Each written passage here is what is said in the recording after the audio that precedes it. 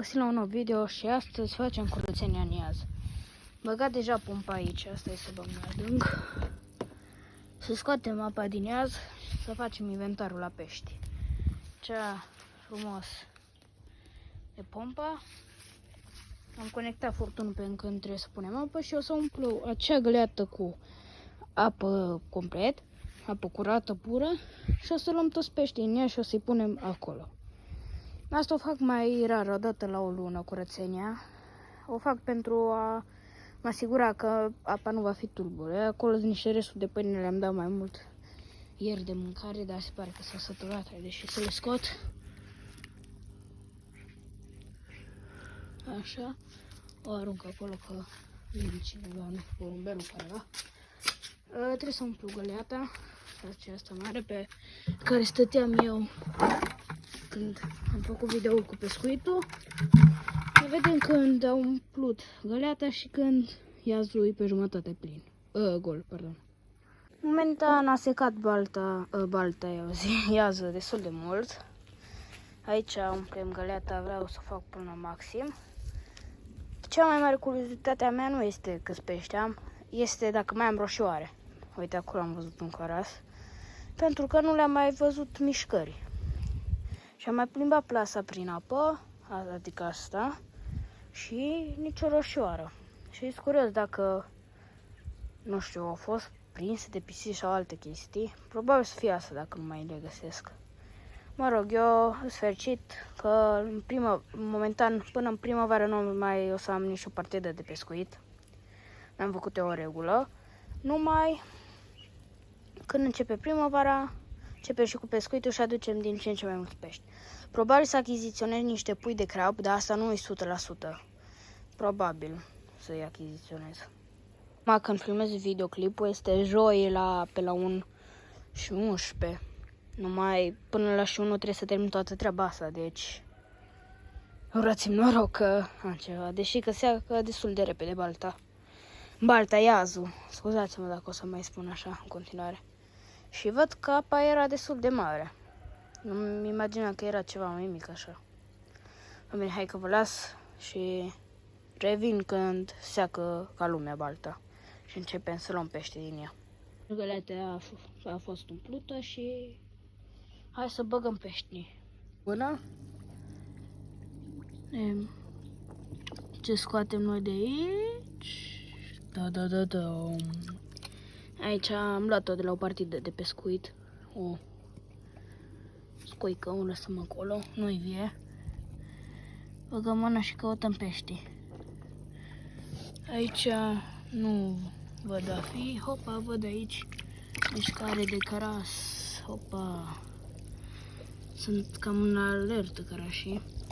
Sperăm că și roșioarele îs. Orice pește care îl văd sau îl simt, îl iau. Și am prins aici un cărășel lung, frumos. Opa, n-a scăpat, nu e nimica. Nu o să-i mai chinui, o să-i las și o să aștept momentul în care apa va fi ca lumea. Dar întâi haide să ne uităm aici. Găsim ceva pe aici? Nu știu. Opa, asta are rădăcini deja. Deci e bine, punem la loc aici. Hopa, cărășelul! Hopa! Un iaz necesită o responsabilitate mare. Iazul a secat, dar nu tot, așa că eu o să mă duc acolo și o să mă pun. O să revin din nou când va fi complet secat. Am terminat, să mă pun așa, am terminat de golit cât de cât iazul, o să mă apuc să iau pești și o să vă arăt la final rezultatul. Iazul, aici e gol complet, goluț și avem doar căras. Roșioara a dispărut, habar n-am unde e, ce face, cum este. În ochiul ăla 100% nu este, dar ca să vă fac și pe voi cu ideea asta. Asta e că sunt plătit aici ceva, mă rog, revin imediat cu plasa în acel ochi de apă și o să vă arăt. Acum bag plasa că să strica ceva la ea, dar bag mână, uitați. Nimic. Roșoarele au dispărut. Cum și pe unde? Habar nu am. Stați, că e aici ce... Din nou. Habar n-am pe unde ar fi putut scăpa. Aici am căraș, trebuie să prind unul. Eu aici agili sunt, uite. Op. Mă rog, aici avem căraș, uite, una bucată caras. Dar roșoară nu este. Uite, încă o bucată. Acum mai mult timp mi-a sărit o roșoară din ea, evident că mi-a murit. Dar poate au sărit toate și au venit pisicile și le-au mâncat, deși că nu prea aș înțelege cum ar fi asta posibil. Nu știu. Că după ce mi-a murit roșoarea aia, am pus plasa care o vedeți în față, dar plus că de ce să țin plasa acolo? Că nu are niciun rost. Voi începe să pun din nou apă în iaz și se pare că o să planificăm, deși că am spus că nu o să mai pescuiesc, că o să planific încă o partidă de pescuit, că na, doar caras în balta asta. Nu prea am convine. M-a rugat de să vă arăt încă o bucată de caras aici frumoasă. Uite, frumos, cât mâna lung. Luăm aici furtunul frumos, îl aruncăm aici și mergem să dăm drumul la apă. Deci se umple aici, o să agite puțin apa, haideți să golim aici.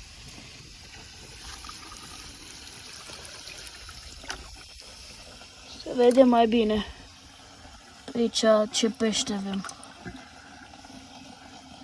Ăștia nu i-am prins eu singur pe diferite partide. De ăsta, ăștia mai mari i-am prins la un din ăsta privat și ăia mai mici am prins pe niște bălți mai sălbatice din zona mea. Posibil ca plan pe viitor să mărim, adică să renunțăm la acestea și să facem așa o mică baltă. Așa, frumos, la copac. Nu 100%, dar pe viitor o să se întâmple așa, milion la milion. Atunci ne mulțumim cu acestea și cu pești care îi avem până acum. Din păcate, roșoarele au dispărut, dar ne mulțumim și cu niște cărășei frumoși. Ceapa se umple. Să vedem să o fie cam la fel la temperatură. Sper să fie mai limpede totuși.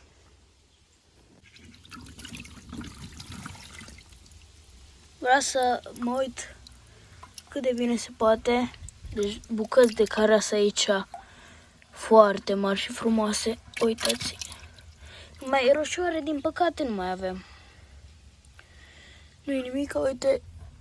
Asta de aici e o bucată frumoasă, mare. Uitați că nu pot să o prind. Uite. Nu e asta. Asta nu. Mă rog, am niște bucăți frumușice, așa cam cât mâna, uite. Asta. Eu nu. Îi lăsăm acolo puțin. Și să merg repede să bag oxigenatorul în priză. Așa. Să oxigeneze apa până așa. Gata, până ce vin ei. Și a început acolo frumos. Să se oxigeneze, știți că am golit-o. Uite ce bine se vede. Mai e limpede așa, de felul ei. Cealaltă cred că e cel mai mic pește pe care l-am.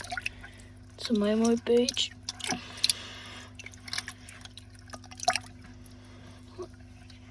Oricum o să-i băgăm imediat acolo, stați să văd cam cât...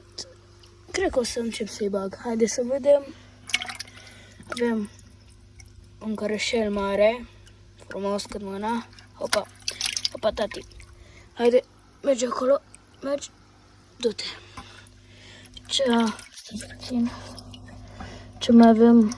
Poate niște aici. Opa, încă unul.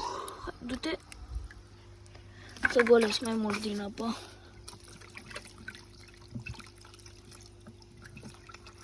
Opa. Încă unul. O să-i păstrez pe acei mai mici să vi arăt. Încă unul aici.